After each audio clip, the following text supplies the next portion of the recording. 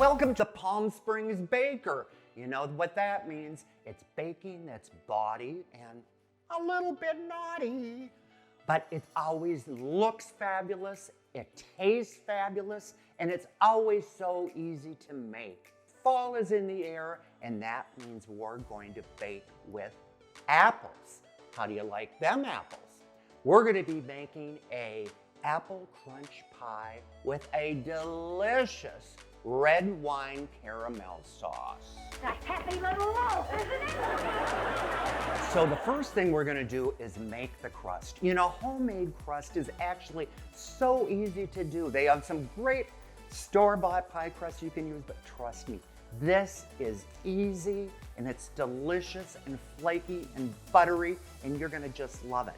So we're gonna start with a food processor, and we're gonna put our flour in there. We've got 1.5 cups of flour. We're gonna put in 2 tablespoons of sugar. Sometimes I throw in a little extra, you just can't be too sweet.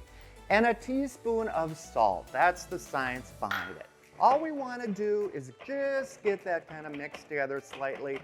So give it a good old boop, boop, boop, boop, boop, boop, boop, pulse. Crisco. Now make sure that it's very, very cold. So we're gonna just start plopping these in there, but it's gonna be 8 tablespoons worth. We've got that Crisco. Don't overpulse. We don't want it to get too creamy just yet, but at least a little bit incorporated so it's chunky. We've got 12 tablespoons of butter. Now with my very clean hands, I'm gonna start plippity-plopping those in. Pulse it up a little bit more. And we just want this to get a little bit crumbly and grainy. We don't want it to get all smooth and creamy. The rest of the butter, come on, get out of there. Stop for a minute, and I'm gonna scrape down the sides. Easy to do, just scrape down the sides so that we get all of that incorporated, but not overly so. Add another bit of flour. Scrape it down again. Continue incorporating that. Again, I'm not gonna over incorporate, but just till we've still got some little chunks in there. And like a little vodka. You know, they say 1/4 cup, but you know, I'm not gonna tell anybody if you go a little overboard. A little bit of water. The vodka will allow the glutens not to form in your crust. So the crust will become very flaky and not tough. If you use too much water alone, the crust can become very, very tough. And we don't want a tough crust, do we? We want a nice flaky crust, and that's what those chunks of butter and Crisco, and especially our little friend Mr. Vodka will do. There's nothing like using your hands when you're in the kitchen.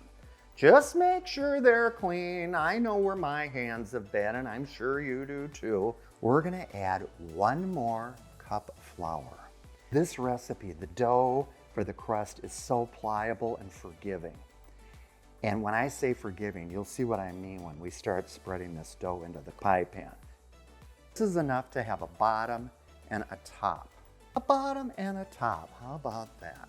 How easy was that? I'm gonna go pop these into the fridge for at least an hour, and you can leave them in the fridge for up to 2 hours. And let's say you don't wanna bake in 2 hours. Throw them in the freezer, and these will last for months just fine. So I just took our disc of dough out of the fridge. It's been in there exactly 1 hour.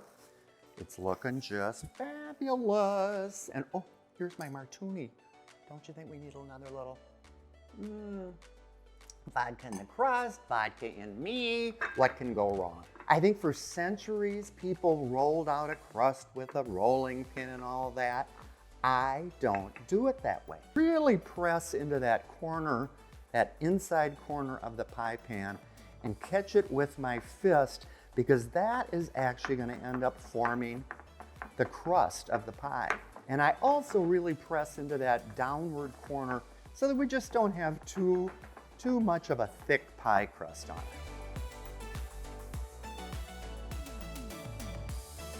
How do you like those apples? So we're gonna use a combination of Granny Smith and Macintosh apples. That combination of sweet and tart is so delicious in this pie, and it gives it a wonderfully fabulous depth of flavor. Take our little peeler and get that off, all the way around. Cut it in half. Then I'm gonna cut it again so we actually have quarters. I'm gonna just slice out that center core. Now I know there's all kinds of fancy schmancy little tools to core an apple and all that, but you know what? I'd rather spend my money on a little bit of vodka. Getting you all over the place, aren't I? Thin slices. Now they don't need to be razor thin, but try to get them pretty thin. And don't worry if you don't get them all the same size or all the same direction even, but just get them thin because they're gonna bake so much nicer. We're gonna throw all of our apples into a bowl. We are gonna add a little cinnamon and a little nutmeg and a little allspice. A little bit more lemon juice to this. That will just really slow down that browning. But we'll just get everything coated with some of the flour and some of those spices we put in. It's a red wine caramel sauce. Just buy store-bought caramel. It isn't gonna matter because you're gonna mix it with some fabulous red wine that you love. 2 cups of walnuts. We're gonna add a little flour, brown sugar, butter. Butter? I wanted to be butter queen. I'm gonna get a little dirty in the kitchen.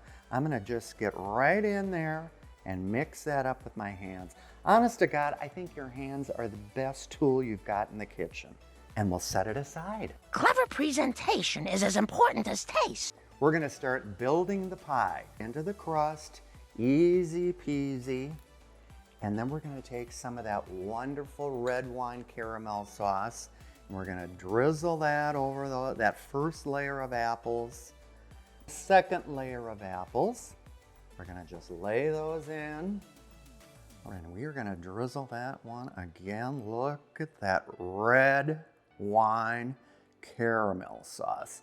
Have you ever heard of anything so darn good? Just can't make this thing too high or too fabulous. Simply take our crunch, and I'm gonna take this again with my hands, incorporate a little bit more, and I'm gonna just start placing this over the top of the pie. Kind of nice if they can see some of the apples through the crunch topping. And next, a little butter. So we're gonna just dot a little butter randomly over the top, and it's just gonna add to some richness. Now we're gonna get this little guy into the oven. I've preset it at 350 degrees. I'm gonna set it on one of my baking pans. I wonder if it's done. What do you think? Here we have our fabulous little apple morsel. Doesn't it look magnificent? My gosh, what I did is I baked it for 30 minutes, covered with the foil at 350. Then I took the foil off, put it back in the oven for another half an hour, and voila.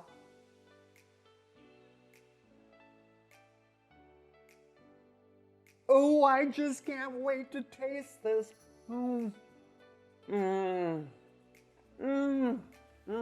Bear with me, bear with me. It's just divine. I can taste those walnuts and the caramel with the red wine. The apples are seasoned just perfectly. Oh, that was just so good. And you know what's coming up? Turkey Day! And that means we have to have a fabulous dessert, and we've got it for you on our next episode. It's a multi-layered pumpkin chocolate cheesecake. Your guests are going to love it.